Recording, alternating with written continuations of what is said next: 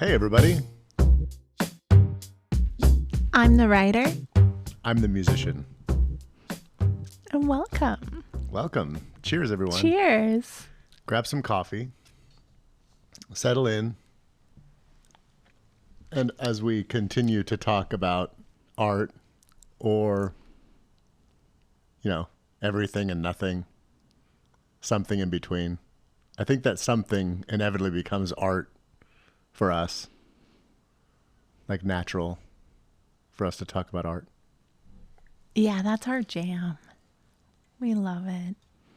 For today, I wonder, is it humans that create art, or is it just nature that creates art? We're a part of artistic creation itself. Like, in nature, is there just art that happens and we then are inspired to be a part of that natural process of creating art? That's why we're driven to create this art, because of, say, the beauty of a sunset or a spider's web or waterfalls or things that are beautiful in nature. Is nature creating art and we're then inspired by that to create our own art? Or is it that is it just a human? Yeah. every living, breathing person or nature, animal, or we all have perhaps a creative impulse inside of all of us that streams through our blood or through the wind or through the water. I believe that it's natural. Like, it's a part of love. There's a love that you have for life, the universe, and everything that you feel the most in art and nature and spirituality and music and love. And there's these things that I sort of gravitate towards naturally. My life, I feel like those are the things that the more you give to them, the more they give back. And it seems like that's nature saying yes to you and your love and your heart. Like, that when you show up to life and give, it gives back to you. And oh my gosh, that's so beautiful. like, music is one So big beautifully one said. that I find the more you give, the more it gives back. The more you get involved with music, the more you applaud, the more you dance, the more you sort of freak out because music is so good. Freak out. The better the music gets, the better that the enjoyment, and it's a vibe. 10 people listening to a song, 100 people listening to a concert, thousands of people listening to music amplifies and ups the game. So then I wonder if then nature has that artistic quality within it, and that's why it's so deep inside of us and why we can feel it and why we resonate. Like we were talking about last episode, do you need inspiration to create art? And in this topic, I'm saying that I still believe that the inspiration already exists within us naturally. If in nature, if there's an intelligence within nature that's moving Yes. everything into creation, into being, and if we also have an intelligence that is inside of us, deep inside of us too, and that it's got to be the same intelligence, right? The Fibonacci sequence. Yes. Our yeah. fingers are representative of the Fibonacci sequence. If you break down the math of the digits of our hands and how we grow and how plants grow in the sequence and how things tend to go to this golden ratio. And The golden ratio. Yes. if it's already there and we're just a part of it, then we're responding to our natural impulse and a vibration, an artistic vibration. And you're either blissfully unaware of it or sort of blissfully aware of it. Like, there's a duality, a balance to say you could scientifically study it, or you can just get it from the streets, or like, there's either let's go to school and learn how to be an artist, or just do art. And just those two people can end up with the same amazing amazingness to their art, like Banksy versus, a classically studied master. It all doesn't matter at the eye of the beholder, what effect your art has on other people. And the same with nature. You could walk by something and someone sees beauty, and another person just sees a flower or waterfall or a spiderweb. So is the art just in nature? I don't know. I once bought a ticket to a movie, and I had the ticket to the movie, and I was sitting outside waiting for, to go in, and I saw this spider creating a web, and it had just begun with the first few strands, and then it was making the outer, like it goes on the outside, and it was making the outer edges of the web. And I didn't go to see the movie. I sat there for over an hour watching the spider create the web, and I got my money back. That is the best movie right there. The director was there, the producer, the main star, and the audience. My Eric. I wonder if the spider knew that I was watching.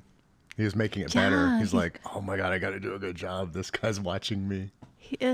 The spider has like 6 more eyes than you, right? 6,000 more eyes. So it definitely saw you. I mean, it's such a big topic that this one, because if it just is art, like it's happening in nature. But then, like you were talking about Andy Goldsworthy and how he takes it to a new level. There's a movie, River and Tides, and it shows his process. And he goes and does art with leaves or ice or rocks, or just, he takes nature and puts it into artistic formation. Oh, so it's like a symbiosis. Yeah, like in a way. Who's the greater artist, the one who paints the apple, or the apple itself? Like the the one who has the flower arrangement, or the one that takes the picture of the flower arrangement. It's almost like how we talk about a fractal or inception, where there's art inside of art inside of art, and maybe at the core, we ourselves are giving back artistically to that art that created us. Oh, yes. Yes. There's definitely a birth that happens in every time we create something. And then the little birth is happening all the time, and the new leaf that comes in the spring, or birth and rebirth. Over and over and over. And so much every day. Like birds. It's like we're given birth, like just by opening our eyes to a new day. Birds singing, after the rain or to start the day. There's this beautiful music in nature. And so then here as human beings, we've created all these instruments and create our music. Maybe initially back in the day, we were trying to emulate birds or the sound of the rippling river, or just the sounds of nature, the wind moving tree branches and all the leaves on it. I love that sound. An art to noise. The futurist composer, the 1920s, Luigi Russolo, was a musician, and he created a manifesto called The Art of Noise. And he was saying that all noise in the world is art, that noise is art and can be music and can be like used. And it's such an outdated concept now, because all of our music uses any sounds, anything. I mean, everything is valid. Sampling it's everything. All noise and all forms of sound that could be possible get put into our music these days. But back then it was just violins and guitars and drums and certain instruments like that those were musical instruments, and everything else was just noise. And he sort of broke the barrier and said, no, there's more to it. There's an art of noise, art of music. And that's the band, Art of Noise, is giving thanks to Luigi Russolo for saying that we could use any noise we wanted in art. in our music. So there again, is it that we are the only ones that create music, or is there perfect music out there in nature with the birds and wind and rivers? And Oh, definitely. We hear it when we're, at the creek or waterfall. some hear it. We hear it like, a car honking. Yeah, or the gears turning. Or, Yeah, yeah. Like I remember you one time telling me that when you're cooking, sometimes when you're listening to music, you'll chop your vegetables like to the sound, the beat of the whatever you're like listening to. stomp. Yeah. And you'll get into it and you'll make music with the knife as you cut. Or, even something silly like a fart. But then It's so musical. Weird Al Yankovic has put those in his song. He had a guy that used to do percussion for him that would make fart noises with his hands, and that was the beat. So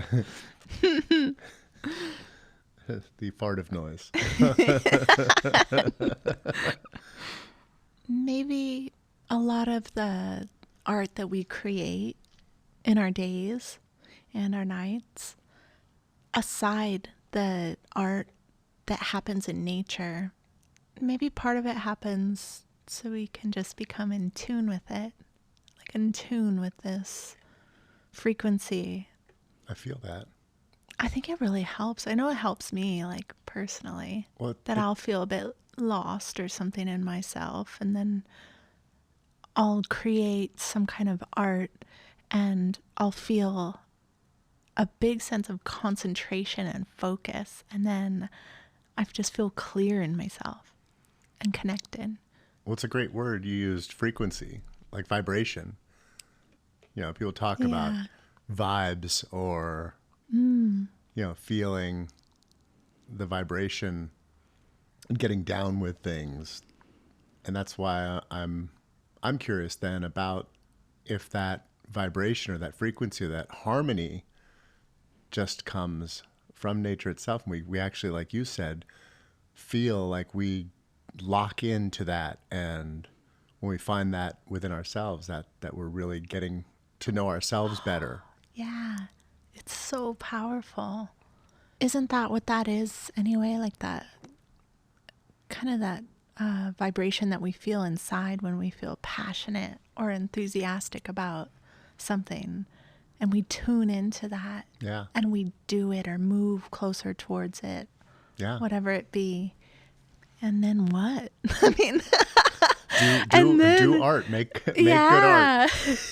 If you feel anything we're saying, either go out to nature and get your inspiration, or just lay it down. You've already got it inside you. Go make music, go make art. At that point, even though I say, and then what? But at that point, when you're in it, it doesn't even matter that. And then what? Because you're just in it. You're in it. You're in the flow. You're in the zone. You're in the passion and passionate enthusiasm. You're in your curiosity. You're in that place of listening inside of yourself for what is next. Sort of talking about last episode, do you need inspiration for art? And if we agree that it's a no, then someone like Austin Kleon saying, he says his first book was Steal Like an Artist, but then his other ones, Make It Work and Show Your Work. And he was just trying to say, it's something you have to do. Like, you just keep going, like do it. Yeah. And it'll get better. You'll feel it. You'll gain more inspiration. You'll fine tune everything from actually just getting into it. So some people would say, oh, I'm uninspired and I don't feel like doing it. And maybe that's irrelevant or unimportant. Your job wants you to be productive. So they sit you down 9 to 5, 40 hours a week and make you focus and do the work. And if you were that relentless of a boss to yourself, if you boss yourself to be like that and get down and get to it, be an art the boss. That you wouldn't need necessarily inspiration. It'd be great if you found inspiration, but we already have it within us. So just release it by putting the paper to the pen, putting hands on the instruments, or like that beautiful Rumi quote that says, if you want to access, love, then remove all the barriers. If you're not feeling inspired to create something, or if you're not feeling productive, then ask yourself, what is in the way of that? Like, what do I need to let go of or surrender? I forget if it was Hemingway or why some artists drink so much, or why some musicians take drugs, or they're removing the barriers and feeling so uninhibited. They just go forth bravely and with a, reckless abandon, like go to the most artistic adventures because there's nothing in the way. Damn. If it was that easy all the time, huh? Oh. But then, yeah, you can't, that's a crutch. So you can't like lean on the alcohol or the drugs or whatever. I think you have to find it within yourself because... Yeah.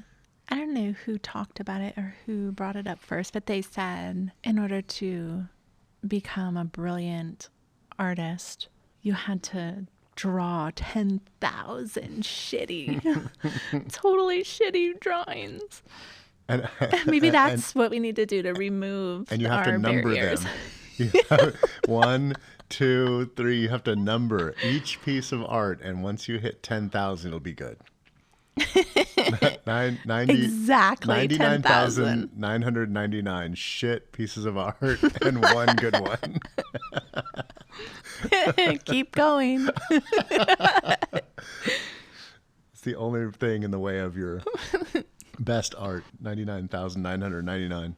And if you're a writer, then that's how many pages you have to write. I'm sorry, 9,999. 9,999. Don't let the math get in the way. Just that's just do a it. barrier. And maybe that's a good thing to know too, that even some of the things that you adulate yourself, oh my God, this is so amazing. This is the best thing I've ever done. Maybe that ego gets in the way of creating something even better because you go, oh, that's me peaking. Oh, that's the best I could do. And it's not even close. We have no idea. Pretty much until we take our last breath. We have no idea. We're still always working towards our potential. Our potential is always growing. And it's so fluctuates so much because just like we have good days and bad days as people, our art is also going to go through that too sometimes. Yeah. And I think that's something within the topic we're talking about. Like, don't worry, look to art. Nature finds a way. You see a little blade of grass growing out of a crack in the cement. You think that you've covered the forest, but the forest is like, no, we got this, and it'll just break through and find a way to create more. Oh my gosh, I just want to bow to those little plants that come up through the sidewalk. They're just like, fuck yeah. Like, I'm here. I'm doing this. That's that, like removing the barriers, like you said. I think that some people feel that they feel stifled by the cement, and then they get so happy when they blossom and break through and come out. Your development as a human, some of your best moments feel like they break you, like break you a metamorphosis, open. like cocoon, like you break out and become that butterfly. The great quote from Illusions by Richard Bach. What is the caterpillar to one? To the master is actually a butterfly. I'd have to look up the exact quote. But yeah, in most people, they would see the caterpillar and the master sees the butterfly and it breaks the mold and makes it as beautiful as it could be. And here again, maybe... Cheers maybe to that. It does that. Cheers.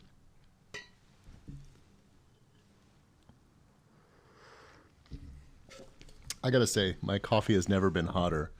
I have this new Yeti mug, and it's so wonderful. I can't believe normally 20 minutes in, my coffee would be just dead cold. But this stuff, it feels so like I just poured it. It's hot. Yeah, So hot. It's so hot.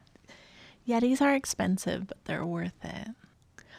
I just thought of this time when I took a painting class, and our teacher took us all into the museum where the school was at and shared some of the art pieces with us. And we were just talking about them. And there was this one, it was huge, it was massive. And they were birds that were like bloody and wings ripped off. It was a really disturbing painting. And so we were all talking about it. And I don't know, it just was disturbing. And so, I mean, is that art? You know what I mean? Like, is the nature, the hard things that happen in nature, which is all the time, is that art? In the art of life, your last piece is your death. First piece is your birth, and the last piece is your death, and everything in between is your compendium of work, the art of your life. Yeah. But we talked about this too. Is art destructive? Is there destruction in art? Is it all creation or is it destruction? And on some level, you do have to destroy things. I guess it depends how it happened. Like, in my eyes, if something happened in a violent way, I wouldn't necessarily, like if a wing was ripped off of a bird in a really mean, violent way from another animal, I don't really see that as beautiful. And I definitely don't see it as artistic, like an artistic creation, just because I don't know. Well, But if it was done in a different way, like. But then in our nature, is there some beauty to the love in our heart that we see the violence as abhorrent or distasteful?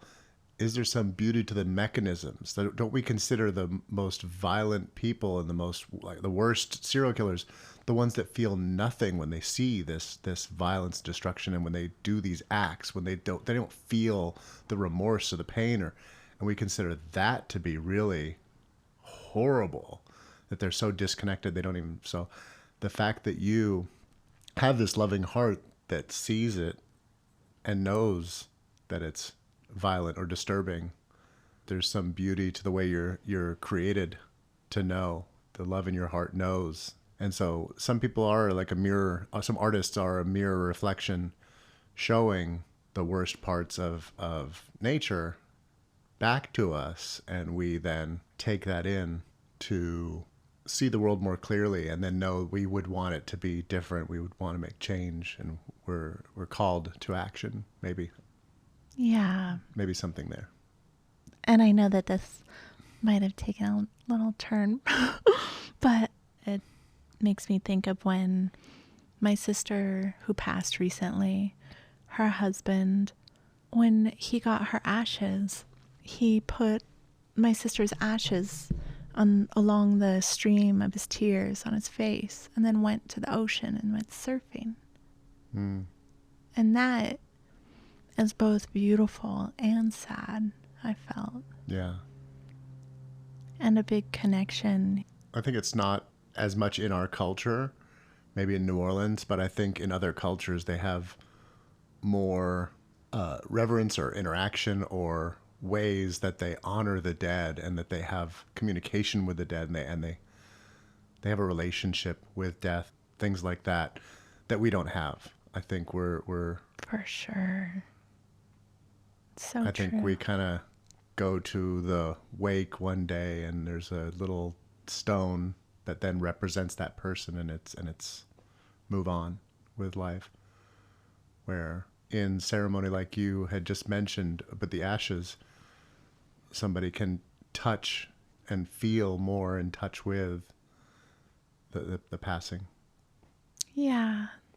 Rituals that actually touch, Yeah. connect themselves to the people.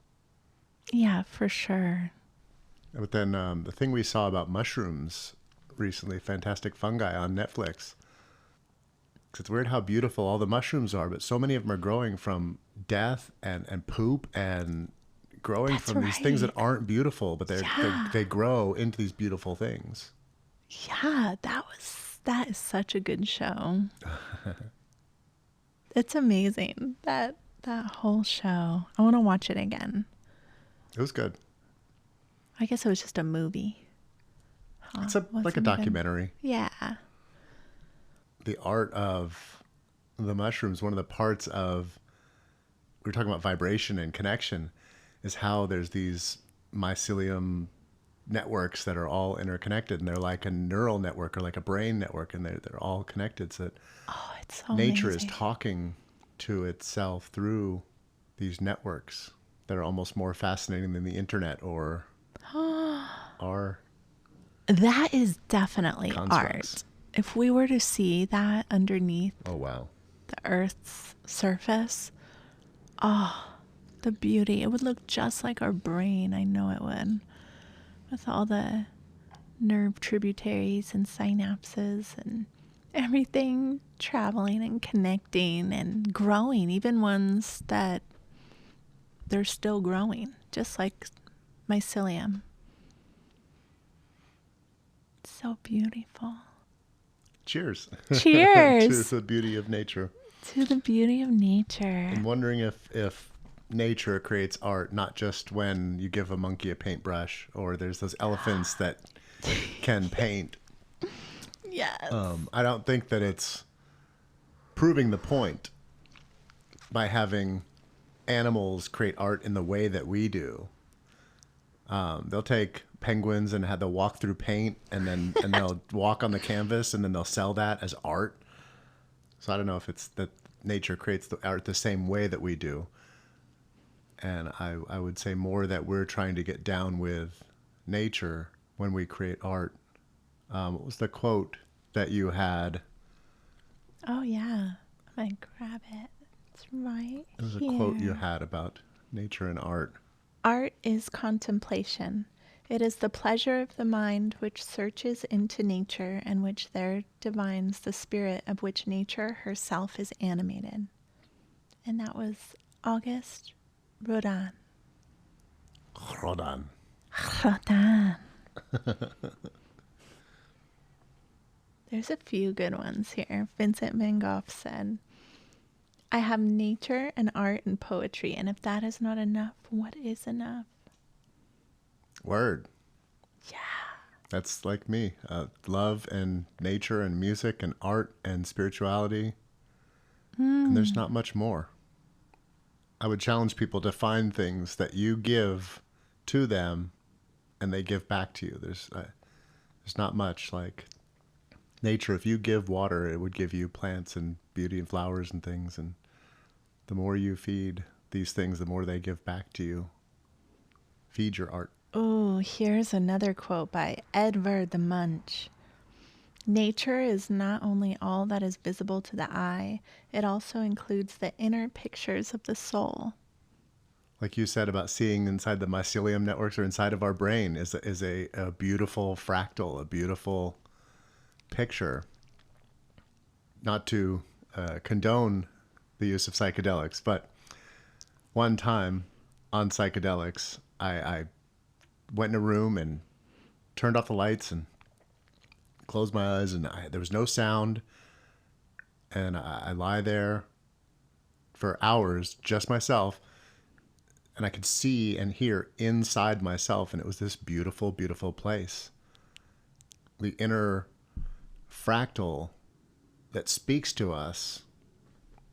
If, like we're talking about, if nature creates art, we're this myriad of cells that are growing and rebirth, death and rebirth of cells inside you, and your cells keep growing and changing every 7 years. You've cast off so much dead skin, and you've regenerated so many cells that you're a totally different person. So there's this constant beautiful creation inside of us that maybe we need to speak to the world about through our art. And you need to be able to That's find your center and delicious. find your inner peace, find your place that is so beautiful inside you that when you show it to others, it's not the disturbing picture of birds with broken wings.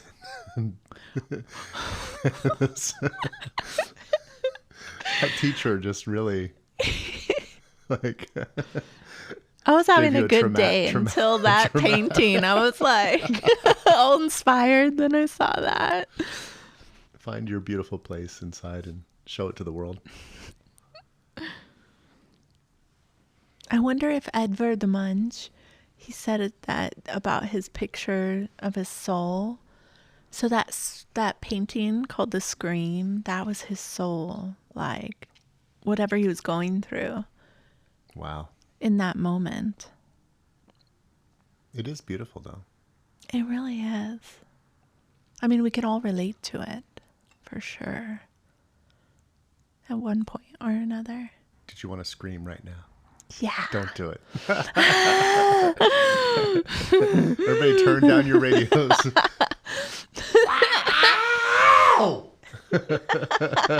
Oh, the cat lifted her head. Like, is everything okay? Today, what would your painting look like, Rick?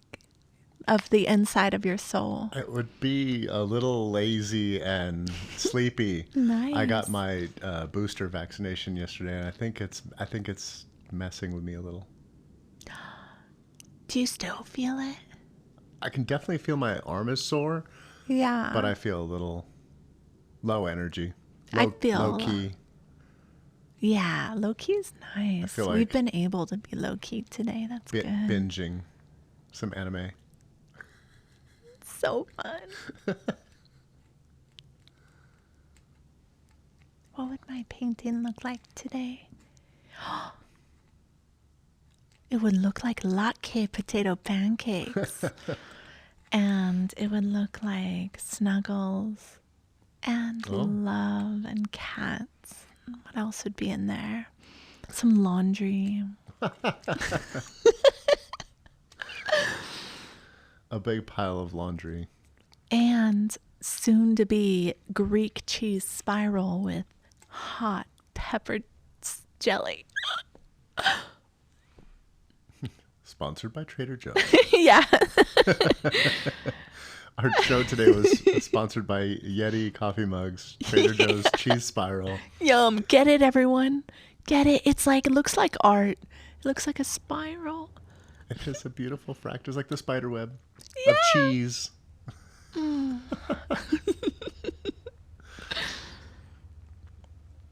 Art is everywhere, folks. Go seek it. Go do it. Go be it. And then share with us what your experiences Yay. are. Cheers. Cheers. We love you.